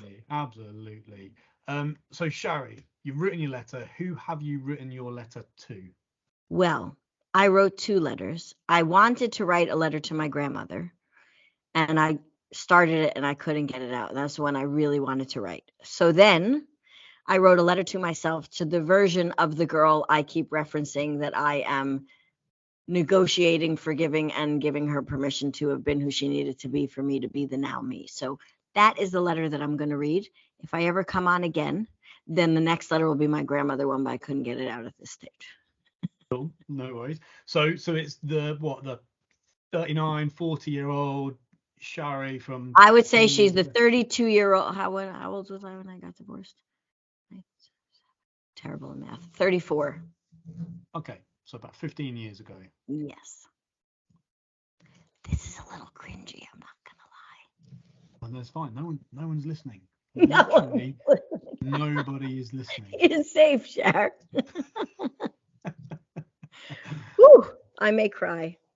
I'm a very open, vulnerable person. This is taking it to the next level because, of course, I can't do this half-assed. I didn't write myself a little note and put it on my car. Just before you start, I am chopping some onions here. So if it looks like I'm crying too, it's just me preparing dinner. Obviously, British man, I know you would never cry, obviously. Okay. Stage is yours. Here we go. I'm so glad I can't see your face as I'm reading this because this is hard. Darling girl, come slow down from that spinning for a moment and sit with me. I have some secrets to tell you. There's a world within you I wish that I could show you that you're not ready for. To hold up a mirror framed with color, texture, and pop, so I know you'd be drawn to bother looking, and to reveal to you the fiery magic you haven't seen or known yet. I know how and why you marched in line, and I honor that it kept you safe. Bored, but safe. I know you looked for answers in everyone else and came away feeling more alone, surrounded by people. I value that safety and wholeness drive you even when you end up more scared and more fragmented by chasing other people's definitions of those treasured words. I understand how confusing life can look through your eyes when you stopped using your own lens and compass and forget that you have choices to remember time and time again. I also know how much about you that you can't believe yet. You have sparkle, depth, and heart like no other. You have an inner wisdom that helps you see that in others in a way they can't see for themselves. And that's going to be life-changing for you and for them. That's not just how you are, like you like to flippantly deflect. That's the essence of you. Your unique special sauce, your ticket out, your doorway in, your gift and genius that was bestowed upon you to bear and shine with even when it feels really heavy. So on those days where life feels like it has singled you out for a solo ride through hell and back, please understand that ride is here to help you let go of that grip on what you think is real, so your hands and heart can leap into the unknown to take you back home to your real self. The tighter you grip and the harder you fight, as feisty as you are, the storm rages more violently because it's what it's meant to must be. Each time your wall goes up, lean into love. Each time your stomach lurches, embrace your faith. Each time your tears begin to well, allow into cleansing. Each time you forget who you are, turn and look in the eyes of those who adore you to see your spark reflecting back. Each time you just can't go on, sit and rest on the side of the road and look back at how very far you've journeyed. Life is not meant to be small and safe for souls like you. It's meant to be fully lived, messied, bloodied, laughing as you go. With all the grit and glory it brings, with unbridled passion and silly screw-ups, with detours and stops in unknown places that hold messages for you meant to find and explore. To become as many versions of yourself as you possibly can, to bask in the glow of the edges of who you are. The times you tried and failed were lessons you needed to learn. The times you got rejected, embarrassed, and shamed are where you got that scrappiness from. The times you got schooled in how not everyone else is like you helped catapult you to find the people that are. The times you loved and lost so deeply taught you the immense capacity you have to feel. The times you helped others even when they didn't earn or deserve it gave you the gift of self-appreciation rather than waiting for outside gratitude to be who you are, regardless. The times you felt everyone else's emotions around you taught you to place boundaries and to honor yourself first and foremost. Keep going, keep unraveling. Unbelieve more than you believe. Test the lines, break the rules, crank wide open, put the stick down. Be unapologetically and epically you. Sprinkle that shit far and wide, baby. You are more supported than you could ever believe. I can't read this last line. I've got you. I'll be waiting down the timeline, ready to hug you and take the baton when it's my turn to lead.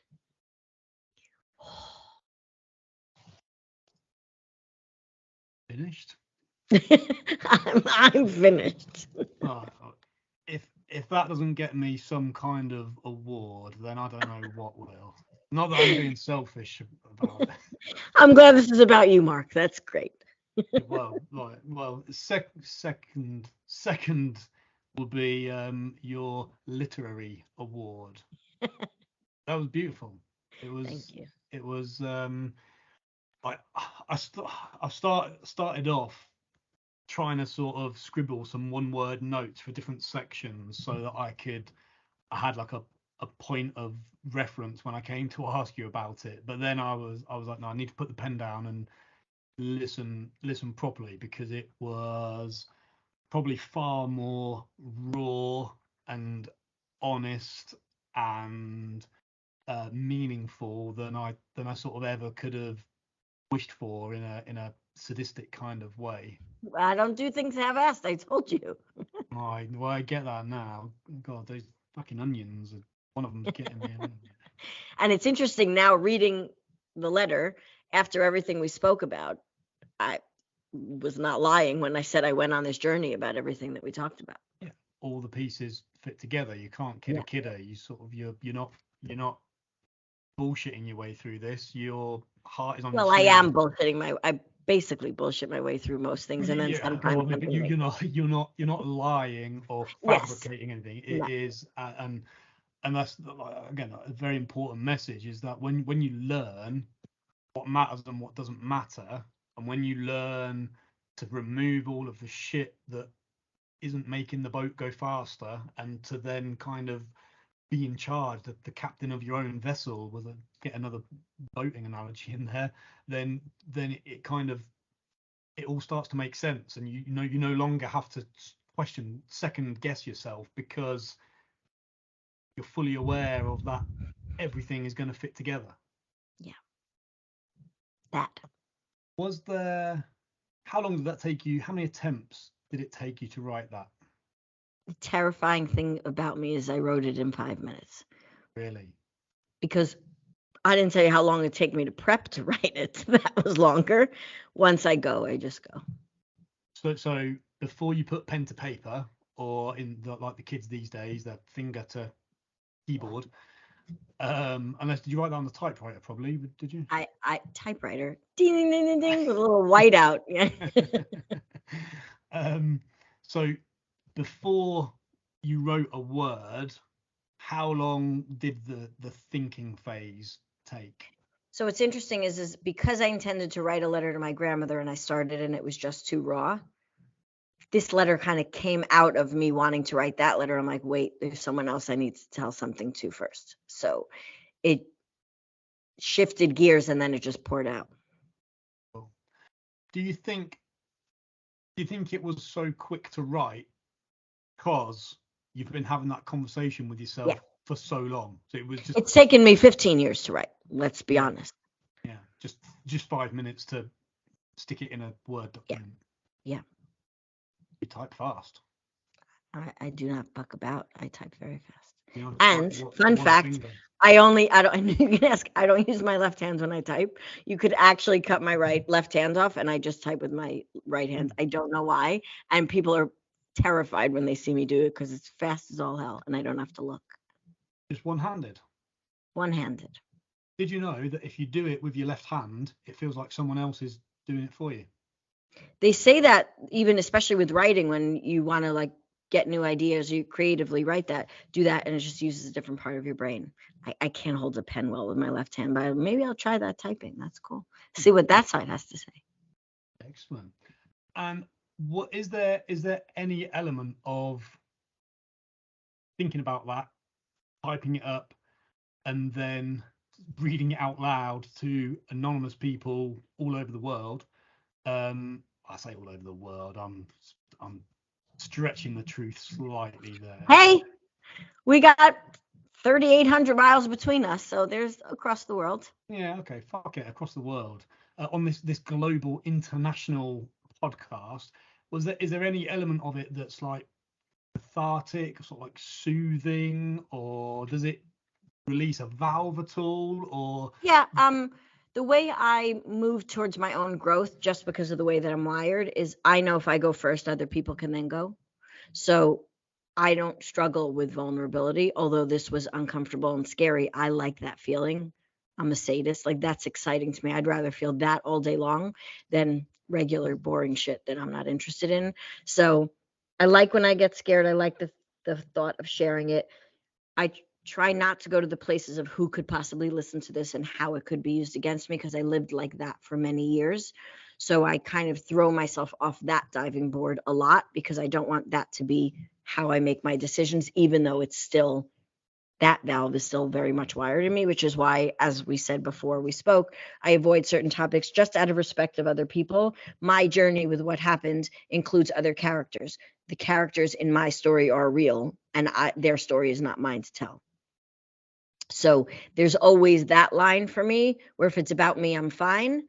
And also, I know at the back end of that is sometimes consequences that now in my life, 15 years later, I'm willing to face, because they're less scary, but they held me very tightly for a very long time.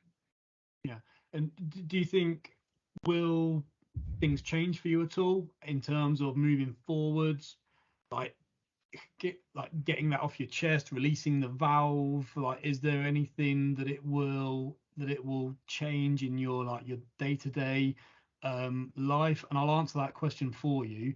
The answer is probably not, because you're so comfortable in where you've come from, where you're going, and how you're getting there. And whether a roadblock comes up unexpectedly, I think it sounds like you're very well placed to be able to sidestep it and move on, rather than cry that something's gone wrong. So I'm the cry something went wrong, curse, pick myself up, and then go again. So I like to bring myself back to her often, because I like not to forget where I came from, because then every day feels exciting and interesting and miraculous, because none of this shit should happen after what happened. So I do like to visit that more. So I want to say, I would hope that it changes things.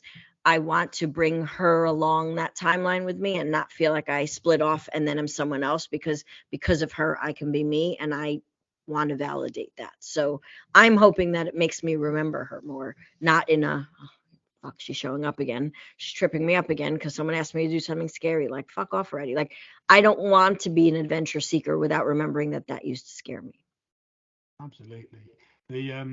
When I spoke to Sophie last week, she wrote a letter to herself in 10 years time. So she was writing to her 48-year-old self. She'll kill me for saying that. 47-year-old self. And she wrote the letter, and then 3 or 4 days later we recorded the podcast, and she'd sort of, in the letter, she had sort of said about things like, oh, I hope that you're happy and you're doing these things and that you've achieved X, Y, or Z. And then as we were recording, or just before I pressed record, she was like, I wrote the letter 4 days ago, and since then I've changed. Like, I've said yes to more things, because she said writing the letter beautiful made me realize that if I say no to this opportunity, I'm gonna be making it harder to get to where I want to be in 10 years. So little silly things like, I don't know, social, going for a coffee with someone or going out for a walk or whatever. And she was like, no, I said no. And I was like, no, hang on a minute. Yes, I will do that, because it's helped me to change, to become the person I want to be. But her letter is based 10 years in the future. Your letter's based 10, 12, 15 years in the past. So I'm trying to figure out in my little pea brain, and that still changed something about you moving forwards, even though it's in the past. I think it does, because I think our past timelines tether us to think what's possible, even when things are moving, in order to use your words, to release the valve to go further. I mean, you've got an exercise band tied around a pole. You're going to have ones that are stretchier and ones that have more resistance. So you need to adjust for how far you're wanting to go or what the purpose of that tether is. So for that tether, it kept me safe and relevant to my life. Where now using that same tether would stop me from where I want to go, because the distance is not the same anymore. So I'm hoping I don't do geometry because I hate maths, but I'm hoping that if I can retether that in a new place, myself to her, she can come along for the fun instead of me keeping to check in if she's okay over there, which is what a lot of the past 15 years has been. Am I good? Am I safe? Is this allowed? Can I be both? I don't want to do that anymore, but I also don't want to disregard her. So how can I then look to bring her with me, find her a safe seat to watch the ride, and then know she's okay and I'm free? Yeah, and Ooh, not I only is just she got fun. not only is she okay, but thanks to her and what she endured is how you're able to do the things that you're doing. And without that, it probably couldn't have and wouldn't have happened.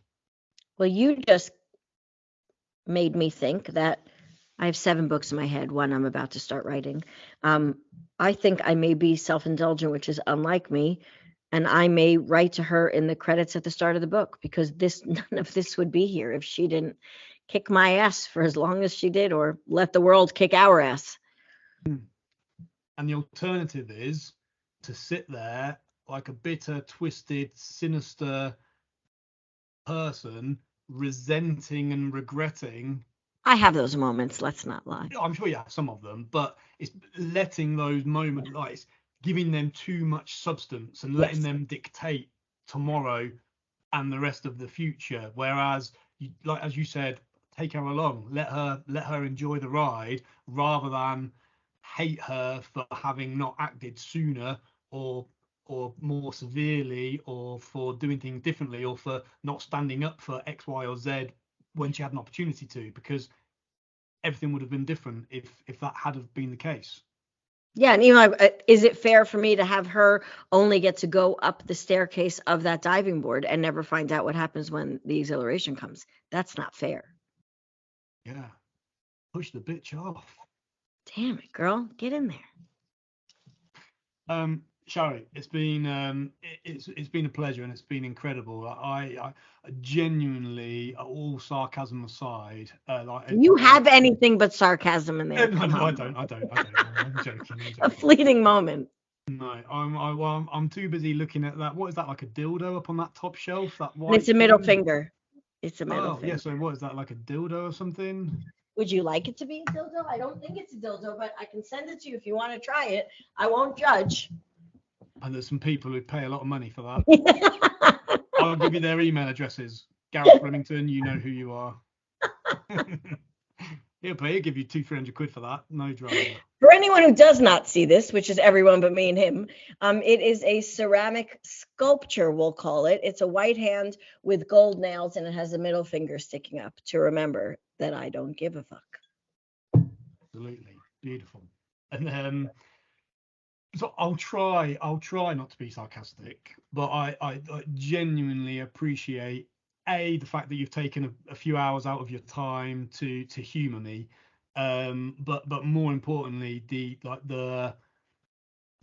depth to which you've humoured me, in terms of not just giving me bullshitty, flippant textbook answers. Like you've played the game, as the other 3 guests so far have. You've played the game perfectly well and taken it very seriously, and I genuinely think there's really important, valuable stuff in there that people, whether they're taking the dog for a walk, whether they're going for a run and they have a listen, or okay, it's 2 hours long, almost on the nose. That's a long amount of time, but even if you do it in 4 30-minute chunks when you're driving to and from work for a few days, I just think there's a lot of really valuable stuff in there that a lot of people will benefit from hearing someone talk so candidly and openly about their vulnerabilities, their mistakes, how they've rectified them, and all the demons and all of that shit.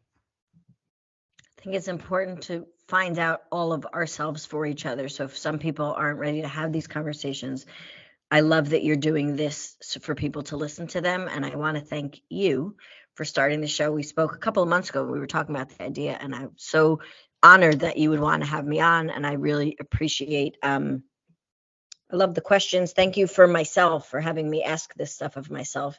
No matter how deep I dive, sometimes you can't dive alone. You can't go to places unless someone prompts you. So thank you. And I'm excited to see where the show goes. Oh, me too. Probably into most people's recycle bins, but Not we'll mine. see. I'll listen. But yeah, on that note, I should have added a further thank you because I suppose technically without you, this still wouldn't be happening. And kind of I don't know why. Like, I'm not religious. Like, you've grown up in a religious background. I haven't at all. But I definitely 100% believe in fate, even if it's just a big fat placebo. I don't care. I still believe in fate and things like that. And I can't even remember how or why, but you randomly popped up a post doing something at the same time I was having yet again another thought. I think I should do TFIM as a podcast. And I tell you, I've been having the same thought for probably about 5 or 6 years. And every few months, we're like, yeah, that'd be a great idea. And it never happens. And for whatever reason, you randomly popped up, and it was almost like when you said at the very beginning about books that jumped off the shelves and things like that. And it was almost like I was halfway through messaging you before I even realized what I was doing. And I think it was the fact that had I not have messaged you, I wouldn't have got that kick up the arse, because I knew fine well you're like a fucking dog with a bone. And that as soon as I do not to tell me you want to do something and then think you're not going to do it. Exactly, yeah. So I just think maybe it might be a load of shit, but maybe like I messaged you for a reason, to tell you first that I had the idea, knowing fine well you would say, okay, we'll fucking do it then. And then once I'd asked you if you'd be a guest and you said yes, I'm like, shit, now I need to do it. I tell you what it was someone had asked you a question about platforms for recording a podcast on, and and then there was like a load of answers, and that just randomly popped up that I hadn't seen a post from yours for ages, and then that was there, and it was a sign. And thanks to you, I'm now making Buzzsprout about $30 a month richer. Hey, you know what? Every little bit helps. Shari, it's been an absolute pleasure, and I can't wait to have you on a second time so I can hear what you're going to say to your grandma.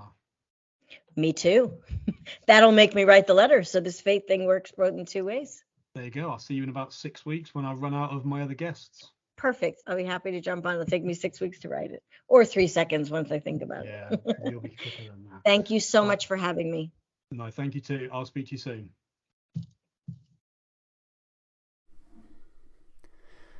Thank you for listening. I hope you enjoyed it. As I said before, I thoroughly enjoyed creating the show, and I hope that there was plenty in there that sort of resonated with you or struck a chord, and there was plenty of value in there that you could take from it. So thank you so much. I really appreciate it. And what I would appreciate even more is if you tell someone about it. I don't care if you post on social media or just tell somebody who you speak to, and if you think they might enjoy it because you enjoyed it, tell them about it. They might hate it, but you never know, we might pick up a new listener. 4 shows down, onwards and upwards to the next one. Hope you enjoy it, and I will see you all shortly.